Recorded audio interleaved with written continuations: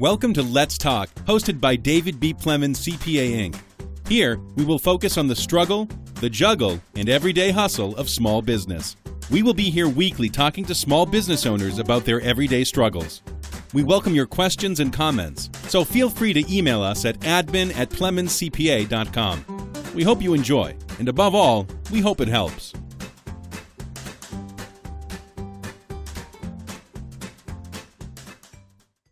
Well, welcome. We have on our show today Miss Lika Torline from In the Weeds Natural Skincare. Whoop, whoop, give it up. Yay, Lika. Thanks. Welcome, welcome, welcome. Thank so you. Tell us a little bit about you and In the Weeds. How did it come about?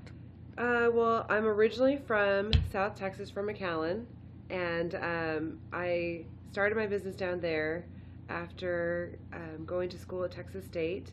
And unfortunately, less than a year after I graduated college, I was working for another business down the valley, and I had a back injury. Ooh. So yeah, and then my life was kind of in the weeds, and I moved my business to San Antonio, and it's been a roller coaster of a ride, but I like it. Do you? I do. I love it. I kind of think I'm addicted to the thrill. Okay, all right. So tell us a little bit about some of the hustle, juggle, and struggle you've had to deal with building In the Weeds. Tell us some of the challenges you may have had or are still having even.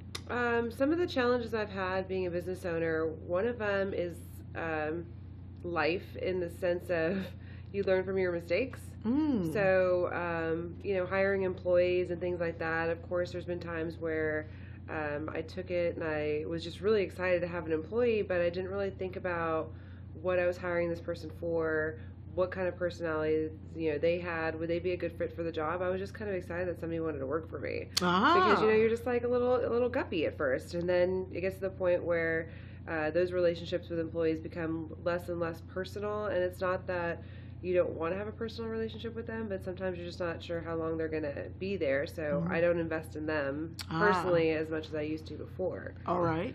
Another one of my challenges has just been is always money.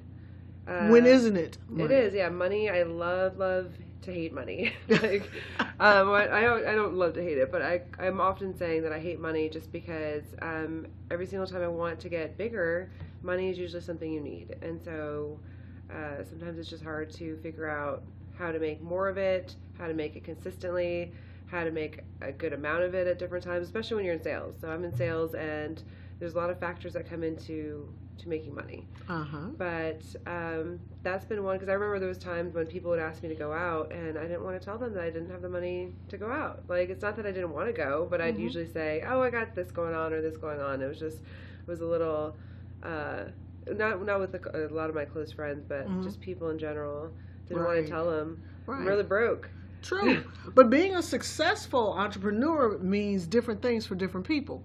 For sometimes success means my product is out there, my name is out there.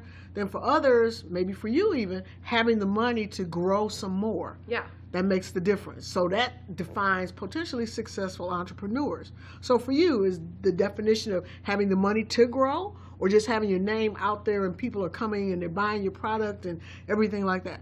Yes. Yes. No, I like both, but the thing is, I do want to be a company that more and more people know about my company, because ultimately, and something I tell my employees to this day, is that our number one job is to help people.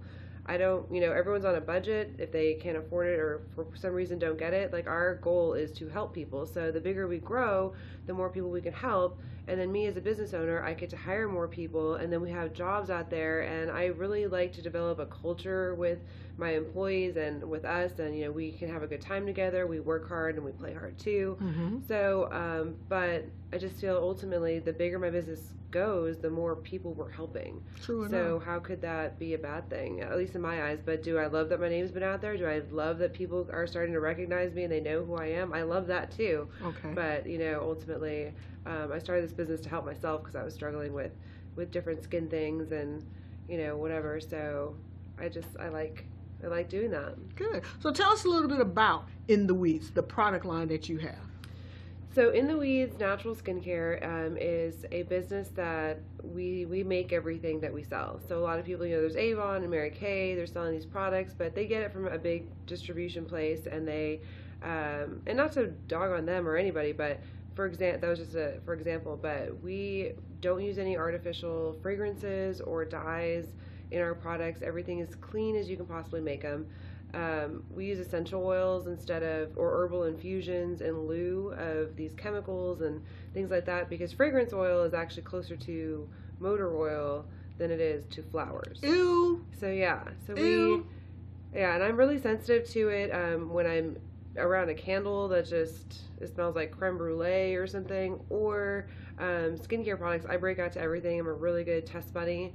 So that was originally the problem, because after I had my back injury in the Valley, and went to school to become an esthetician, then I was originally going to be a makeup artist. So we were working with a lot of products and things like that. So once I went to school, I just discovered I had this knack for making these skincare products, and they're really unique. Like we have this one, it's a chapstick tube, and it looks like a lip balm, but it's actually called not a lip balm, and it's a headache stick. So people can use those, aromatherapeutic benefits in their products, and have them with them, and they're safe and they're healthy. So the goal of my products is to, as clean as you can make a product, that's what we try to do. Okay. So, because a fragrance can have like anywhere from 50 to 3,000 chemicals in it, and they are not, they don't have to tell you what's in it. Because a fragrance is considered a proprietary blend, so that one word fragrance can actually have thousands of chemicals in it, and you're putting that on your body, and it's being absorbed into your body, and that's just not what we do. Ew. Now you make me want to throw away everything that I have other than In the Weeds Natural Skincare. You kind of should. Well, there's a documentary on Netflix going on right now. It's called, it's been out for a little bit. It's called Stink. Oh, really? And it's all about fragrance oils and where they're made in these factories in New Jersey, and just how bad these chemicals are. Wow. So just food for thought, but I just am really sensitive to all these things. So when I started my business, it was just to make a product with simplicity but power. So that's when we brought the essential oils and the different things in that too. So wow. But yeah, that's kind of how it started. My life was in the weeds. I was living with my parents, and I was overweight from the medications and steroids and in pain. So I was fat, unhappy, and listening with my parents. So yeah, my life was in the weeds, to say the least. So, and that's the play on words that became the name of your actual business. Yes. And so our bestseller, Doll Face, is a face scrub that I won a grant for it, and the grant paid for my entire website. And that product's made with organic lemons, and I say that life handed me lemons, and I made Doll Face. Sounds good to me. So, yeah. Wow. It's funny how things happen in life. Like, I've come to peace when things don't go my way. It usually means it was supposed to be that way, and just you can move on, and it didn't happen for whatever reason, but that's okay. Okay. Wow, that's fascinating. So tell me a little bit about the challenge you've had with hiring employees. What was your first experience with hiring? How did you know when to hire that first employee? What was that tipping point?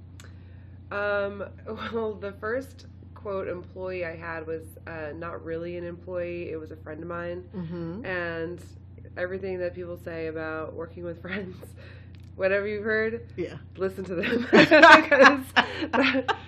I had some issues back then, and it's just really hard to establish those lines of I'm your boss now and I'm your friend later. Right. With blurred lines, it is kind of tricky, and not everybody is meant for it. Right. Some people work really, really well together and become friends, and as long as those boundaries are established, then that's great. But if you have maybe a friend that's a little stubborn and that's what you loved about her, it doesn't really always play out in the work field. So I knew I had to hire employees when my friend and I were having a falling out, and had to separate from being so business involved. Right. So so that's when I started with employees, and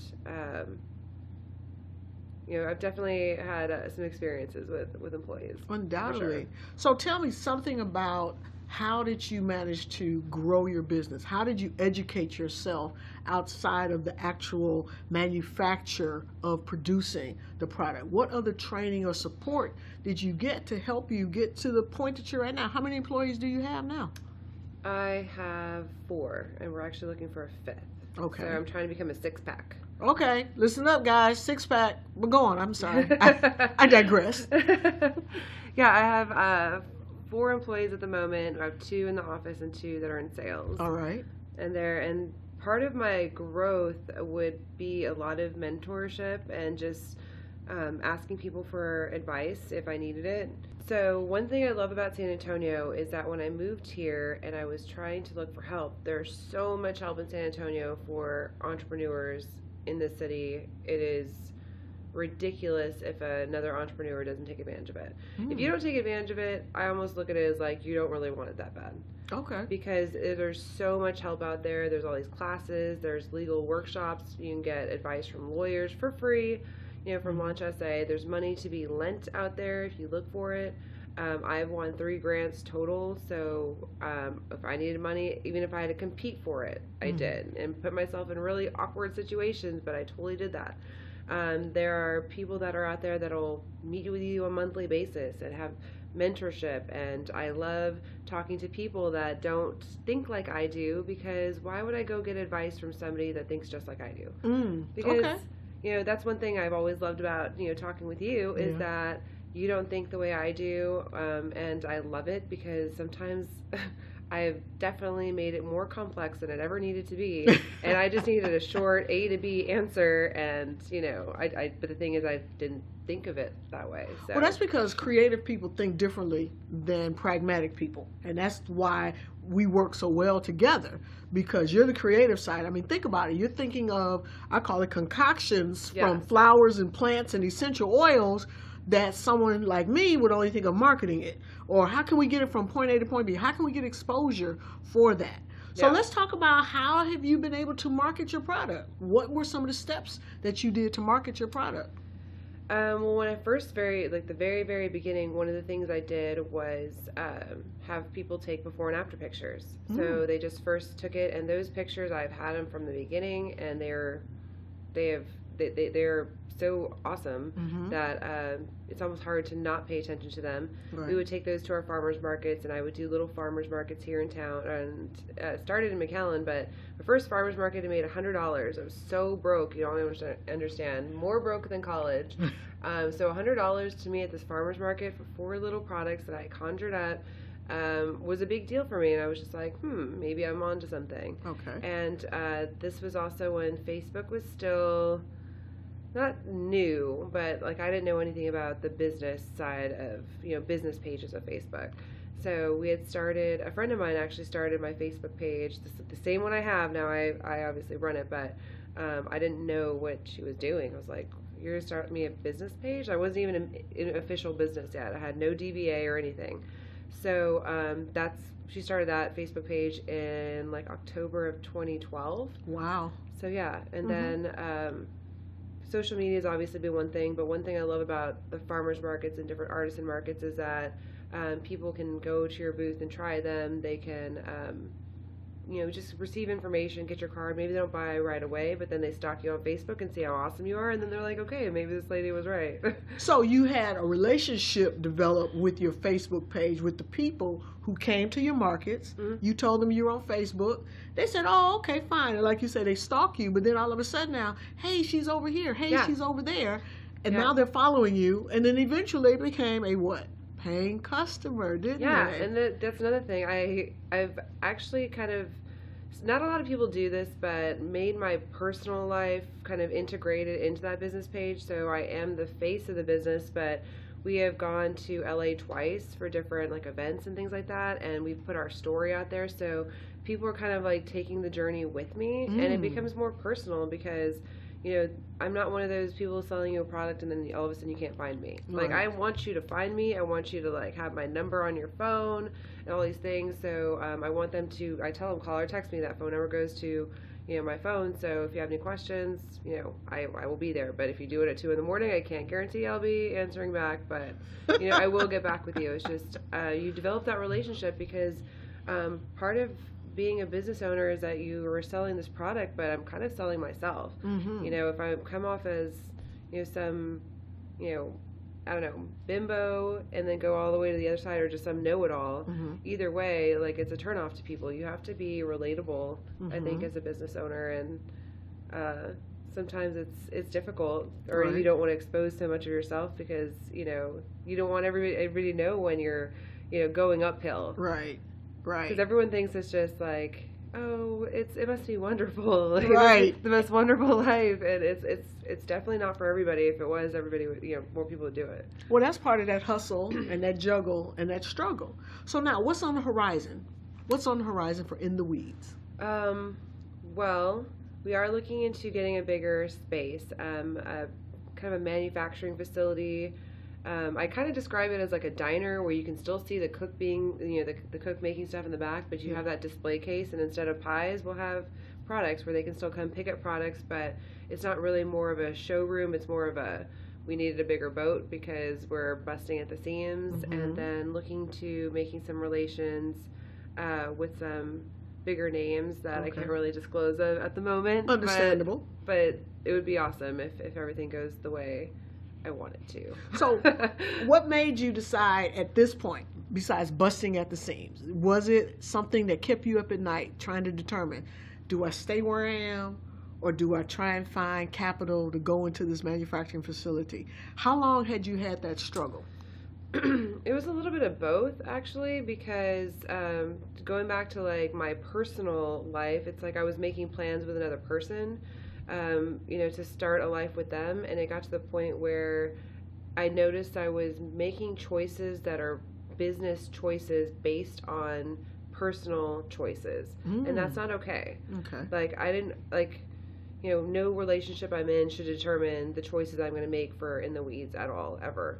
And at one point I was holding off because I thought this relationship was going to flourish and go somewhere else, and it didn't.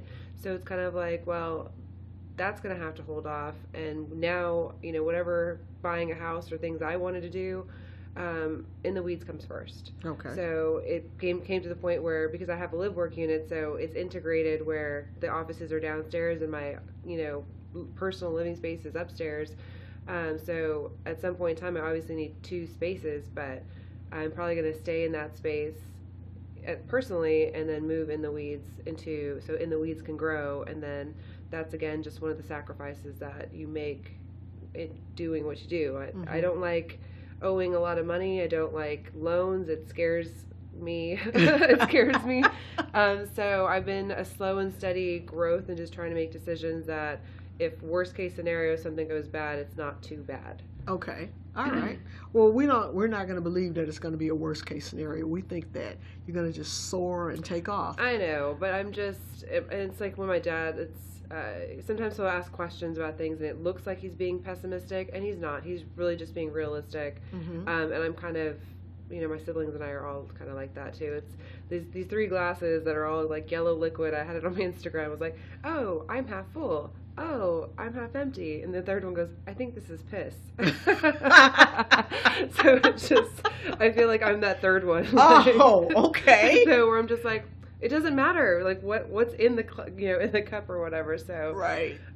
It's just trying not to be pessimistic, but I like to be called prepared. So what's on the horizon for new products? What are you going to be offering? Tell us some of the things you currently offer. We heard of Doll Face. We've heard of the migraine stick. So what else do you got? So we have really awesome wood wick candles. A lot of times when you buy a candle, the wick is coated in glue. So when you burn it, you're inhaling this glue. Unless they buy an eco wick that's coated in wax, but they cost more money, so most companies don't. We also have like salves, like they're like balms, you know, like in tins. We have lip balms. We have body products, hard lotions, which I was just looking at my hands. I really need one. And some of the products on the horizon, we've been working with some CBD oils and doing like a CBD headache stick and a CBD, you know, hard lotion as well. But one of the challenges we're having is that because CBD is not legal in all states, I think it's like 46 or 47, it's considered a sin product. So it's in the same category as like cigarettes, liquor, pornography. So one of my mentors in this industry told me, Lika, it's pretty much like In the Weeds is selling porn. So you have to have like 18 or older to get on your website, and then Square and PayPal, like our point of sale systems, don't support these, and they will like shut down your whole account. They'll shut down your Facebook page if you don't do it right. My insurance went up like 7 times. Wow. Yeah. So as much as we have these products ready, I'm just one of those people that everyone's like, oh, we'll just do it like this, and they want me to like kind of cut a corner, and I just know my luck and the energy in the world that it's called like hashtag Lika luck. If something is gonna go wrong, like plan A sounds amazing, but I always try to plan for plan G or F. And sometimes it makes me to make decisions very slowly, but I'm just kind of, if something's gonna go wrong, I feel like sometimes it's gonna be me that's that person. So okay. All right. Yeah. Well, you think about, like you said, it's legal in so many states, and in other states it's not. Yeah. And then the traditional industries are challenged by how do we handle the funds that come from this? Yeah. Because even in the state of Colorado, their challenge was the banks wouldn't take their money. Accountants wouldn't take their money.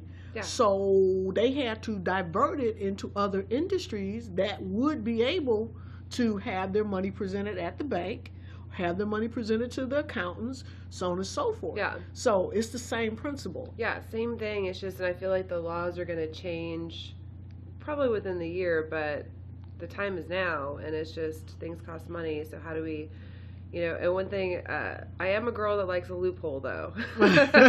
It's like on the border of asking for forgiveness or permission is where you didn't really do either because you just rode that loophole. Right. So okay. yeah. All right. Well, we're wishing that happens successfully because we know that product has the ability to change people's lives just like yours did prior to you getting into the CBD oil. So we know that the doll face has changed people's lives. Your hard lotion stick has changed people's lives. I mean, I love your candles. I really do. They're so addictive. It's like, they just changed my whole environment. So we know that your products work. So now with those things on the horizon, and what is your time frame for your manufacturing facility? Are you looking a year out, 6 months out?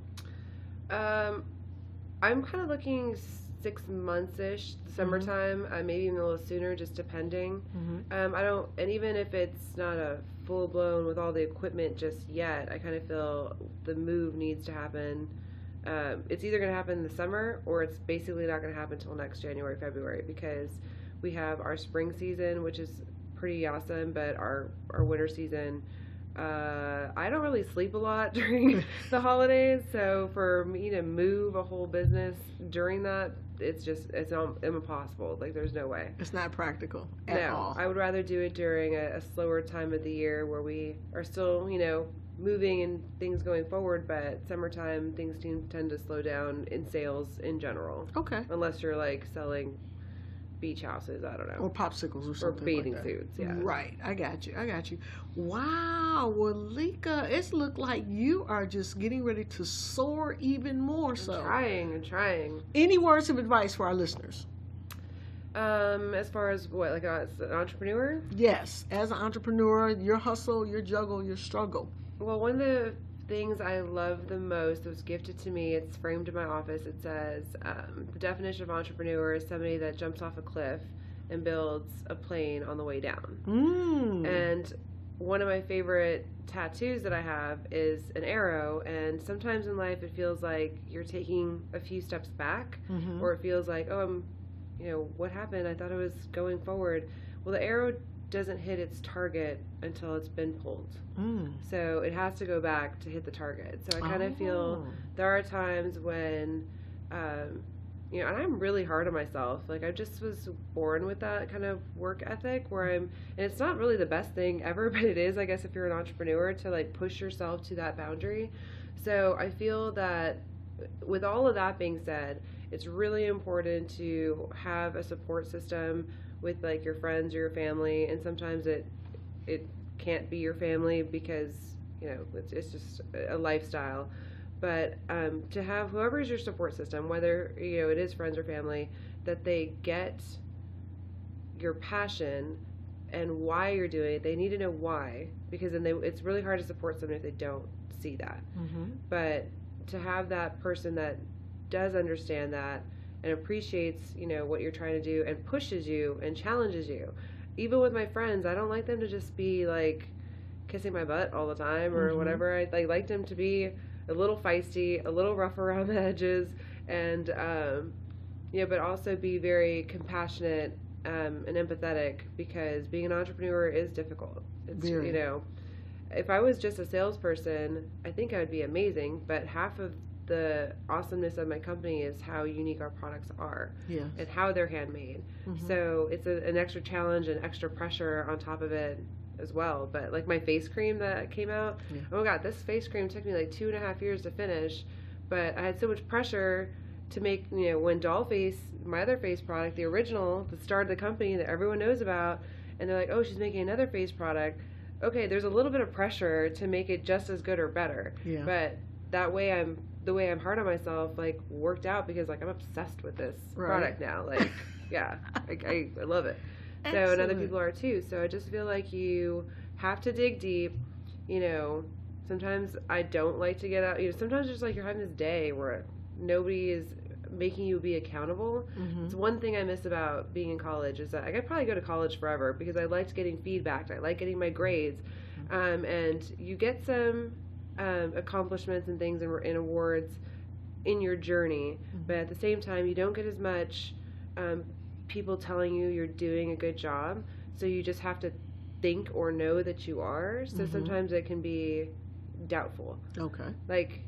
So sometimes I feel like you just have to go with your gut, have a support system that knows what your why is, so that they can also help you on your path of whether or not you're even, if you're on the right journey, or, if you need some help along the way, or if you stumble and you fall, who's gonna pick you up and or laugh at you and say you're silly, why did you do that? But either way, they still, you carry on. I just feel like you can't quit.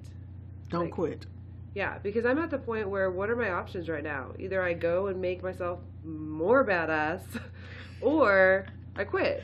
And it's just like, to me, it's a very easy, way of options. So it's just like, do I want to be even more amazing than I already am, or quit, and then what? Then what do I do? True, because when you quit, it's like, okay, now I have a vacuum. And I have, what do? I have all this amazing energy, thoughts, and things like that, but what do I do now? So quitting is not an option. No. Not an option. So, my listeners, knowing that quitting is not an option, we want you to understand the best part of the hustle, juggle, and struggle of small business. Let's give it up for Lika. Woo-woo! Thanks for having me. You're welcome. Thank you for coming on board.